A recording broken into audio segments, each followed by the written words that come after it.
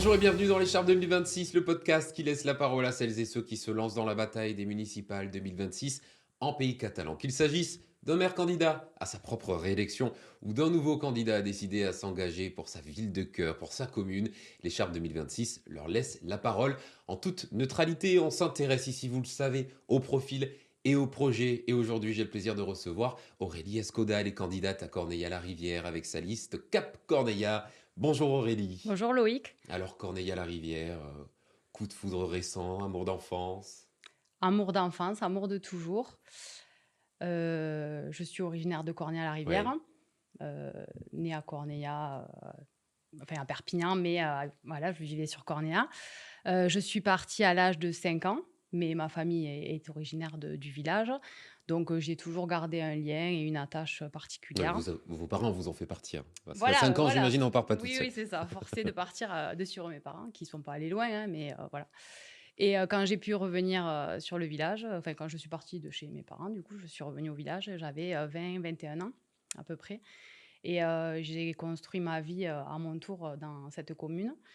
J'y ai travaillé au début pendant une dizaine d'années à l'accueil de loisirs de Cornéa. Et ensuite, je me suis mariée avec un agriculteur du village et j'ai construit ma famille, mes enfants qui ont fréquenté l'école du village. Voilà. Alors vous qui connaissez Corneilla-la-Rivière comme votre poche, quel est l'endroit que vous montreriez en tout premier à des personnes qui ne connaissent pas le village? Alors si j'avais, un endroit, particulier, à montrer, ça serait, le centre du village, du parvis de l'église en passant par la place de la République, ensuite, la maison d'Axe qui est, un lieu, historique et emblématique du village. Hem Comme je vous ai dit, j'ai mes grands-parents qui habitaient, donc du coup à la place de la République, hein. Et il y a, une ambiance particulière, à cet endroit-là. C'est vraiment l'endroit où, il y a beaucoup de liens, beaucoup d'échanges. C'est l'endroit où il y avait les festivités aussi. Voilà, donc vraiment, ça serait le centre-ville. C'est vraiment, un lieu qui a tout son symbole pour moi. Alors qui est derrière cet engagement politique, derrière l'engagement, on veut connaître Aurélie Escoda, qui est la femme? Alors, moi, je suis une femme de 41 ans, très simple, hein. Je veux dire, je travaille actuellement, au sein des services de la PMI, la protection maternelle infantile. J'exerce le métier de référente administrative pour l'accueil collectif. Je m'occupe de tout ce qui est réglementation des crèches et des microcrèches. Et en dehors de ça, je suis, quelqu'un d'assez, simple, très sociable, voilà, on dit de moi que je suis fédératrice et déterminée. Qu'est-ce qui a motivé ce choix de vous lancer dans la campagne municipale? Ce choix, c'est, envie d'agir pour mon village. Simplement envie d'agir, arrêter d'être là en spectatrice. Heu, Force est de constater que, le village, n'est plus ce qu'il était, à mon sens, hein, toujours. C'est vraiment c'est mon avis, et envie de prendre ma part de responsabilité pour le village. Je me sens prête à agir pour Cornéa. Vous tirez quel bilan du mandat qui se termine? Le bilan actuel, pour moi, 6 ans, se sont écoulés et Corneilla, n'a pas évolué comme, il aurait dû évoluer. 6 ans, la municipalité a passé 6 ans, enfin 5 ans à, comment dire? Heu, Changer d'intercommunalité. Ça a pris beaucoup de temps, donc on a perdu beaucoup de temps. C'est fait, hein, je veux dire, on est passé à PMM, on était à Roussillon-Conflans, on a basculé à PMM, mais ça a pris beaucoup de temps. Un projet, de groupe scolaire qui n'a jamais vu le jour, un parc éolien qui est à l'arrêt aujourd'hui. Heu, pour moi, l'essentiel a été, relayé au deuxième rang, l'humain. L'humain, le lien social, ce qui fait que nos communes aujourd'hui, l'essence même de nos villages ruraux, ça a été relayé au second plan. Et ensuite, si on veut parler, de tout ce qui est matériel, la voirie, qui commence à vieillir et qui n'a pas été, qui n'a pas été réhabilitée. Hem, L'école, la grande oubliée de ce mandat. Oui, là, il y a eu des travaux qui ont été effectués, mais il y a eu la clim qui a été mise. Mais il y a pas d'isolation, il y a plus d'arbres dans la cour des élémentaires, il y a plus d'endroits où les enfants peuvent s'asseoir. Heu, pour moi, ce mandat, voilà, il faut qu'il s'arrête. Ce sont les raisons pour lesquelles vous avez décidé de vous présenter? Oui, je pense qu'il y a des choses à faire et il faut replacer l'humain au cœur du projet.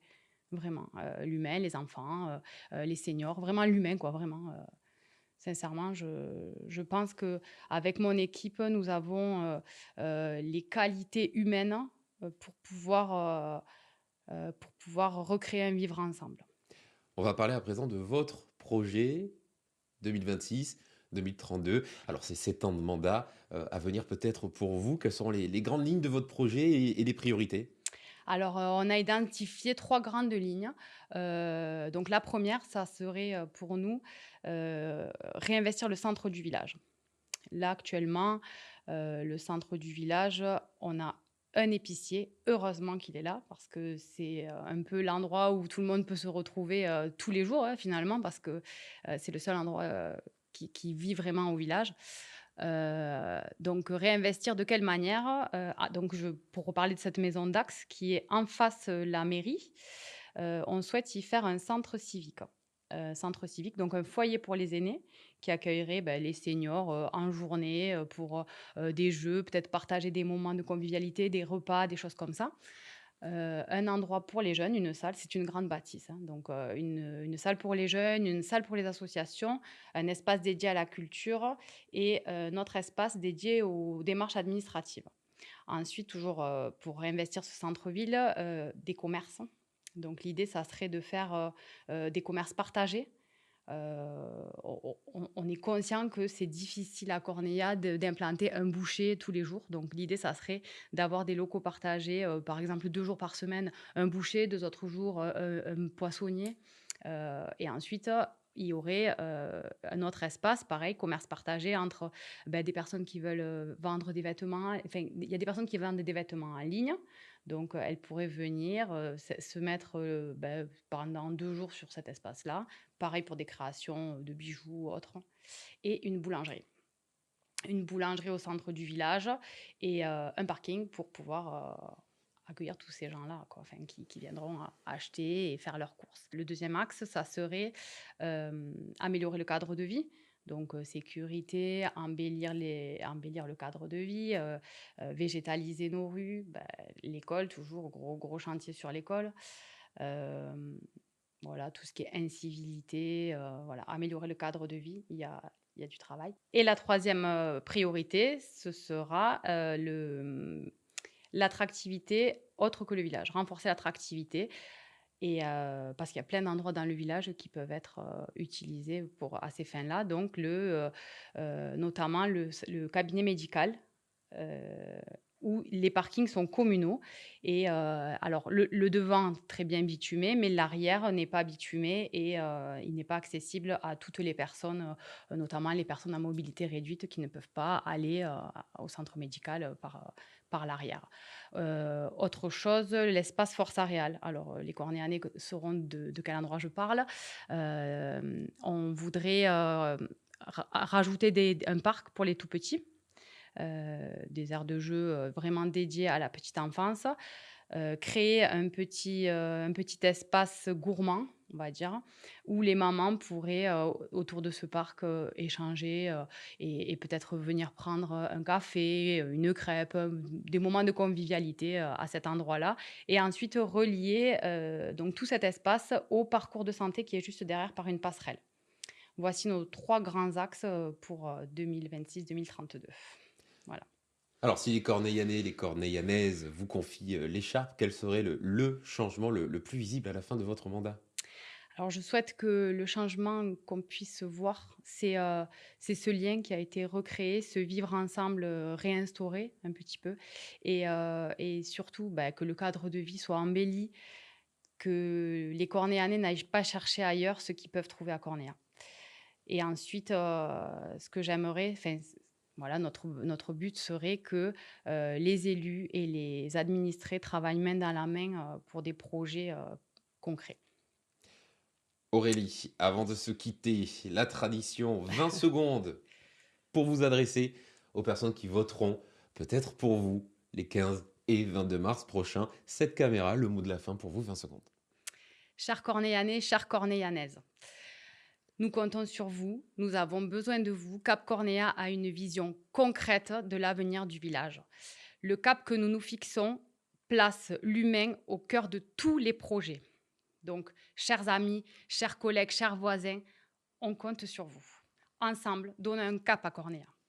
Merci beaucoup Aurélie Escoda. Merci à vous. Et vous aussi, si vous avez envie de vous exprimer dans l'écharpe 2026, il suffit de nous contacter. Vous pouvez prendre la parole, l'accès est libre et gratuit. Enfin, n'oubliez pas de vous abonner à la chaîne, très important si vous voulez recevoir les nouveaux épisodes de l'écharpe 2026. Vous activez la cloche et comme ça, vous ne manquerez aucun futur entretien avec les acteurs des municipales 2026 en pays catalan. À demain pour un nouvel épisode de l'écharpe 2026. Salut!